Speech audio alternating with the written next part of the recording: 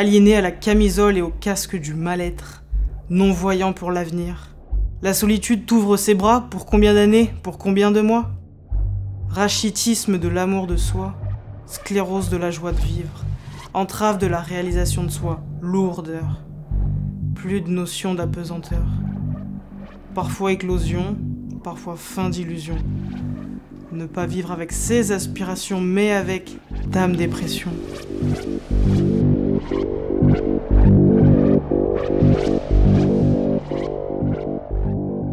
Moi, je suis tombée malade à l'âge de 18 ans. Des trucs bizarres qui se passaient, quoi. Je voguais entre le 115 et ma famille. Parce que moi, j'ai pas confiance en moi et... J'avais aucune stabilité. En gros, j'ai plus mes parents. Diagnostic, j'avais un trouble psychotique. Déprimé, cannabis. C'est plus une vie, je savais plus quoi faire. Et j'ai rechuté. J'ai fait ce qu'on appelle un burn-out. J'ai fait une défenestration de 15 mètres de haut. Je me suis mis dans l'alcool à fond. J'ai pas osé leur en parler. Moi, je voulais me suicider. J'étais dans le déni de ma maladie. J'ai pris tous les cachets qu'il y avait. Je me suis réveillée à l'hôpital à Saint-Jean-de-Dieu, en fait. C'était très dur, là j'ai 40 ans, ça fait toute ma vie presque, elle est partie là-bas. Qu'il faut pas perdre espoir, quoi. Qu'on croit que c'est fini dès qu'on sort de l'hôpital ou qu'on est à l'hôpital, mais en fait, c'est... Parce que c'est un peu traumatisant de faire un passage en hôpital psychiatrique, mais en fait, il faut pas bloquer dessus.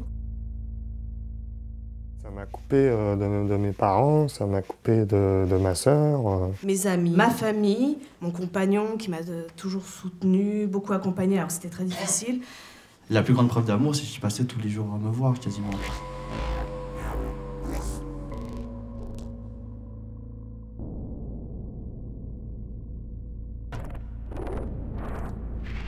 Parmi les béquilles, parmi les soutiens que j'ai pu avoir, mais c'était ça. Hein.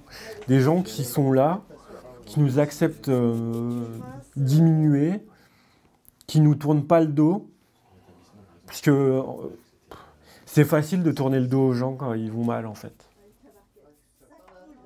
Pour moi, parfois, dans le regard des gens, j'ai l'impression que le fait qu'on ait côtoyé le monde de la psychiatrie, en fait, on peut dévaloriser.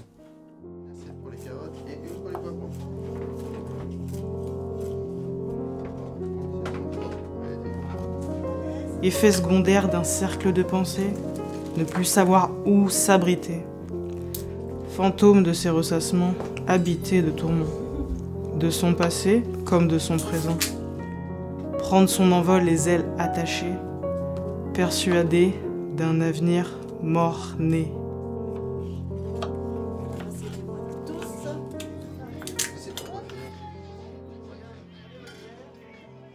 Dans la solitude, on peut forger des choses, mais c'est bien aussi d'avoir aussi l'expérience de ne pas être que dans la solitude non plus. Non, c'est sûr. Donc chez Gabriel, la solitude, quand c'est trop surdosé, ça m'aide pas bien. Et je pense que c'est le cas pour d'autres personnes aussi. Moi aussi, j'ai beaucoup souffert de solitude avant, et puis essayer de se battre pour pas rester isolé et essayer de s'investir avec les autres. Courage, ensemble, relation. Trouver un appartement. J'avais trouvé un travail. Faire des études. Pouvoir lire des livres. Trouver des capacités sociales. Avoir des activités, des amis. Pouvoir rire avec les autres aussi. Et passer mon permis si je peux. Observer, voir un paysage. Sortir de l'image du malade. Se lever le matin. Une hygiène de vie. Pouvoir apprécier un instant. Pouvoir vivre ma vie. Être autonome.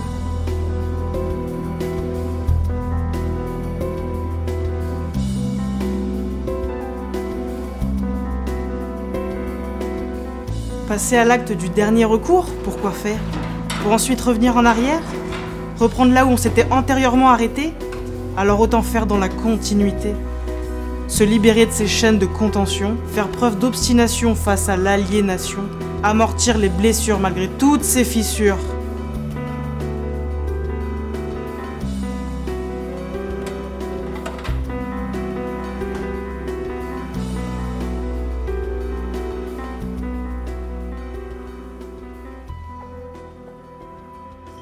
Le fait d'avoir des gens autour de toi, ça aide. Avec de la volonté, si on arrive à s'extraire de, comment dire, d'une espèce de vision un peu fataliste, je suis malade, je pourrais plus rien faire, c'est fini. Il y a moyen de faire quelque chose de sa vie. Continuer à essayer, faut se relever à chaque fois qu'on tombe, c'est la seule façon de réussir en fait.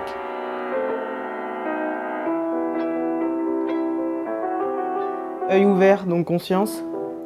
Et j'ai pris les mêmes couleurs pour faire un lien avec le dessin du dessous, qui est un peu une espèce de lumière au bout d'un tunnel, une éclaircie. Ouais. Bienvenue.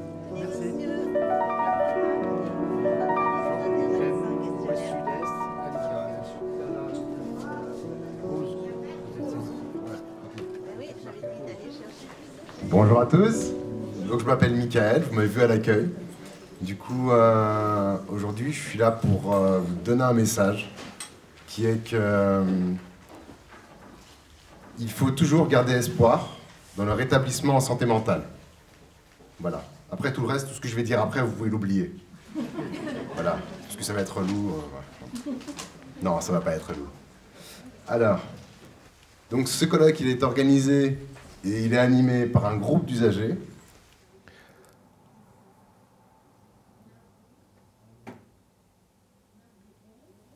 Par exemple, nous, on a eu une blessure. Notre chute en psychiatrie, notre arrivée en psychiatrie, est le résultat d'une blessure. Et on doit mettre des straps, on doit se bander, parce que notre bras, on a un bleu ou on a quelque chose qui va mal. Voilà. Et bien ça, c'est le rétablissement.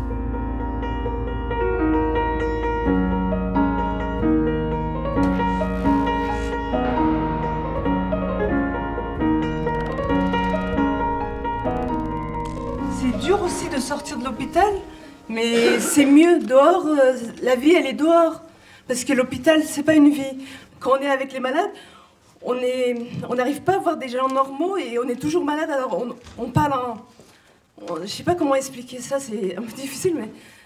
Alors qu'on va bien, mais ils nous disent toujours cette phrase « prenez votre temps ». Et moi, je suis pas d'accord avec ça. Quand on va bien, quand on leur dit qu'on va bien, ils veulent qu'on reste encore un petit peu. Et quand on sort, après, il faut venir en hôpital de jour. Enfin, on sort jamais de l'hôpital, on est toujours formaté dans ce système-là. On communique différemment avec les infirmiers, les psychiatres, tout ça. Ça devient une espèce de vie, en fait, d'une autre vie, en fait. On vit en psychiatrie.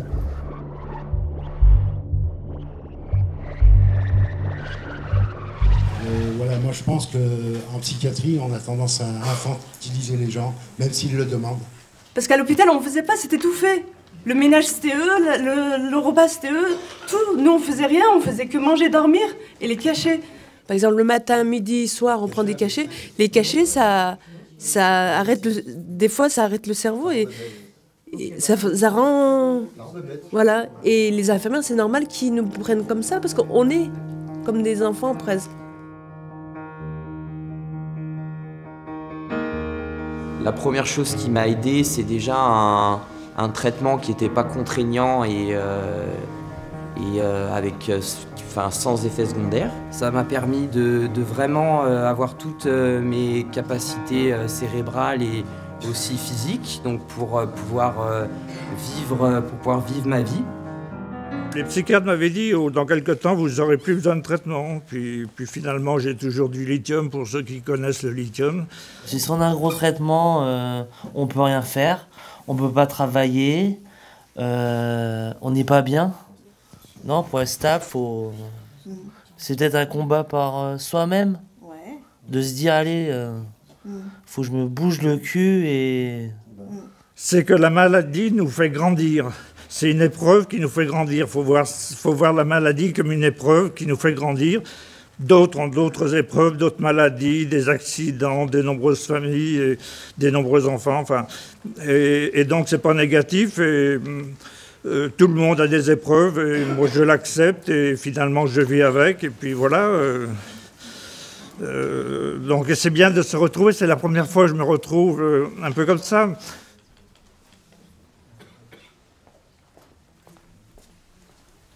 Pour moi, le rétablissement, c'est un mot fourre-tout.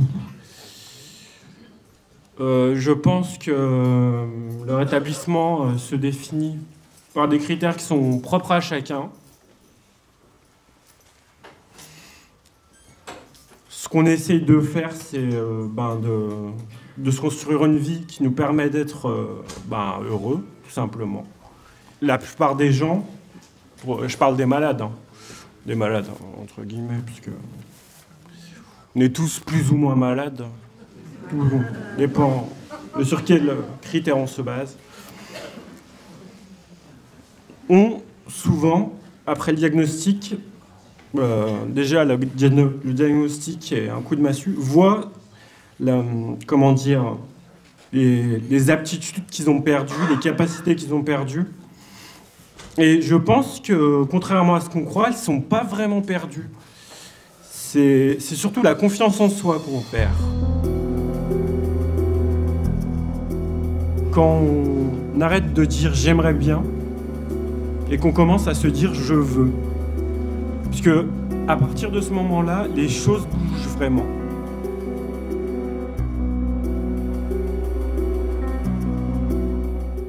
Puis aussi, j'ai bon espoir qu'un jour, je sais pas, je puisse dire, ou avec mes collègues patients, parce que j'aime bien appeler collègues patients, que je puisse dire à quelqu'un que je connais pas beaucoup, je suis bipolaire, ou alors je suis schizophrène, ou j'ai cette maladie, enfin, même s'il le voit pas, et que la personne ne me regarde pas avec des yeux énormes, ou alors que, elle me rappelle plus, alors que, en fait, on est la même personne, hein. Voilà. Donc, voilà.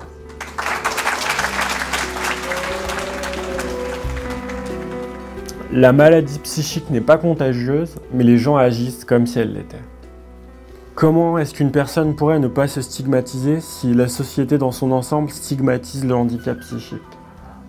N'importe qui peut aller en hôpital, hein. Il suffit de rien. Hein. Donc le rétablissement, pour moi, c'est la démarche de toute une vie pour les personnes qui vont bien, tout comme pour les malades. Il faut prendre sur soi, ne pas s'énerver comme on était à l'hôpital quand on s'énervait. Allez, j'ai envie de dire volonté. Faut avoir l'état d'esprit.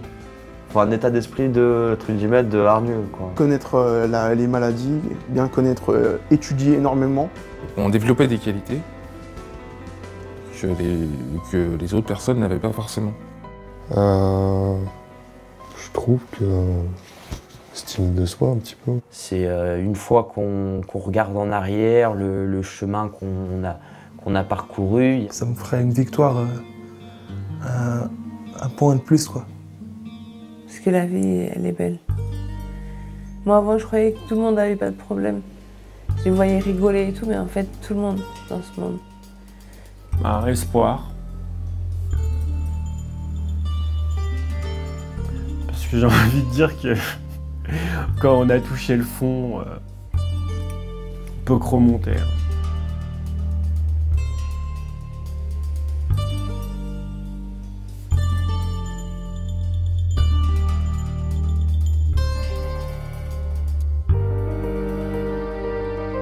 Luminosité étincelante à la fin d'un tunnel noir, renaissance de sa conscience, ligne d'arrivée d'une fin de désespoir, impression d'une nouvelle ère, on se libère.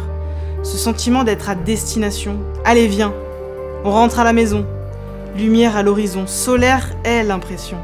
On change d'environnement, on se dégage des sables mouvants. Sortie du couloir, enfin animé de ses pleins pouvoirs. Franchissement de cette porte de sortie. Redonne l'impulsion au corps, au cœur et à l'esprit. Retour dans le flux de sa vie.